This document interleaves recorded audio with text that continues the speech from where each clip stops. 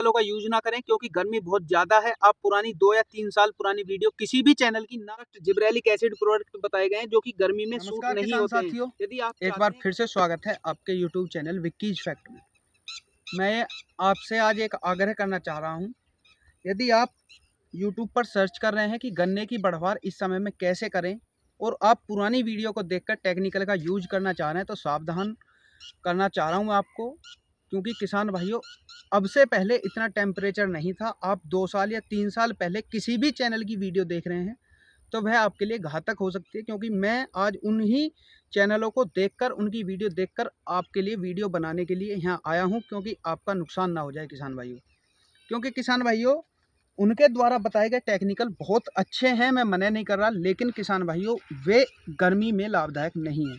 जितनी गर्मी इस बार पड़ रही है उतने अनुमान नहीं था, लेकिन इस बार गर्मी बहुत ज़्यादा है, टेम्परेचर बहुत ज़्यादा है। इसीलिए किसान भाइयों हमें उन टेक्निकलों को प्रयोग नहीं करना है।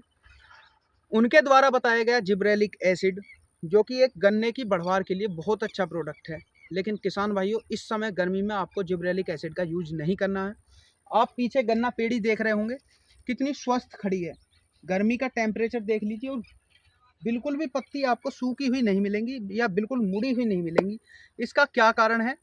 क्योंकि हमें अपने खेतों में बहुत कम फर्टिलाइजर्स का प्रयोग करते हैं। मैंने आपको बताया भी, यदि आप अपने गन्ने की जो देखभाल करते रहेंगे, डेली अपने खेतों में आते रहेंगे, तो आपका गन्ने में इतनी टेक्निकलों की जरूरत पड़ती ही नहीं है किसान भाइयों, जितने की हम यूज कर लेते हैं।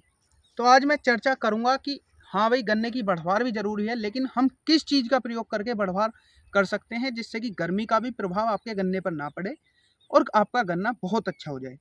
तो किसान भाइयों चलिए अपने टॉपिक पर बात शुरू करते हैं। मैं आपको पहले गन्ना पेड़ी की स्थिति दिखा देता हूं। इस समय बहुत अच्छी स्थिति में चल रहा होगा आपका गन्ना भी। पहले रोग आया सुंडी का, जो कि हम कार्टेप हाइड्रोक्लोराइड और हमला 550, जिसमें क्लोरोफाइफोस प्लस साइफरमेथ्रिन आता, उसके स्प्रे के साथ हमने अपने खेतों से सुंडी का रोग बिल्कुल समाप्त कर दिया। उसके बाद किसान साथियों हमारे खेतों में फिलहाल कोई रोग देखने के लिए नहीं मिल रहा है, और जिस प्रकार की गर्मी पड़ रही है आशा है कि अभी आगे रोग देखने के लिए हमारे खेतों में नहीं मिलेगा।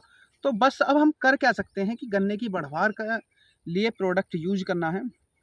तो सबसे पहले किसान भाइयों मेरी आपसे एक हाथ जोड़कर रिक्वेस्ट है, प्लीज़ इस रिक्वेस्ट को मान लीजिए कि आप अपने घर के अंदर जैविक खाद बना लीजिए। जैविक खाद जो कि जीवामृत के नाम से फेमस भी है। आप यूट्यूब पर डाल लीजिए राजीव दीक्षित जीवामृत खाद। किसान भाइयों बिल्कुल बेहतरीन जानकारी उसमें राजीव दीक्षित जी द्वारा दी गई है। उस जानकारी का यूज करके अपने गन्ने में बिखराव कर दीजिए। उससे आपके गन्ने को पोषक तत्व मिल जाएंगे, जिससे कि बहुत अच्छा रिजल्ट आपके खेतों में देखने के लिए मिलेगा। पहला काम किसान भाइयों ये है, लेकिन इसको यदि आप हमारी वीडियो आज देख रहे हैं तो वह लगभग 10 से 15 दिन में तैयार होता है। तो 10 या 15 दिन बाद उसका यूज जरूर कर लीजिए।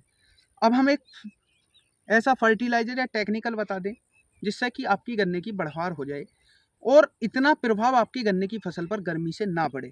तो सबसे पहले किसान भाइयों सबसे अच्छा प्रोडक्ट जो बाजार में है वह है बढ़वार के लिए एनपीके। लेकिन एनपीके में भी बहुत वैरायटी है, अलग अलग कंपनी एनपीके बना रही हैं। मैं आपसे रिक्वेस्ट करूंगा कि क्रेबको कंपनी एनपीके कंसल्टिया के नाम से एनपीके बाजार में लाती है, जिसकी कीमत 160 से 170 रुपये की बोतल आती है किसान भाइयों, जो कि 1 एकड़ के लिए पर्याप्त है। आप उस एक बोतल का एनपीके का स्प्रे अपने खेतों में कर दीजिए, बहुत अच्छे बहुत प्यारे रिजल्ट देखने के लिए मिलेंगे। उसके साथ आपको किसी भी टेक्निकल का यूज नहीं करना है।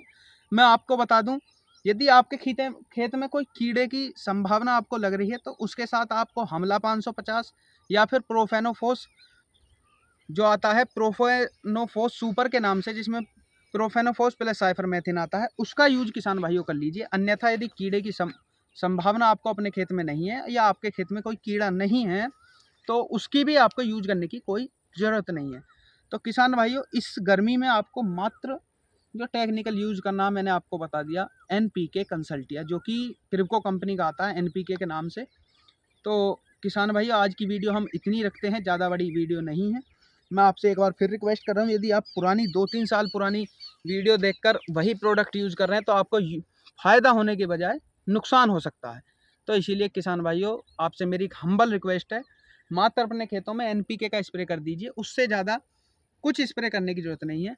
तो किसान भाइयों, जानकारी कैसी लगी वह कमेंट कर ज़रूर बताएं, और अच्छी लगी हो तो चैनल को सब्सक्राइब कर लीजिए। धन्यवाद।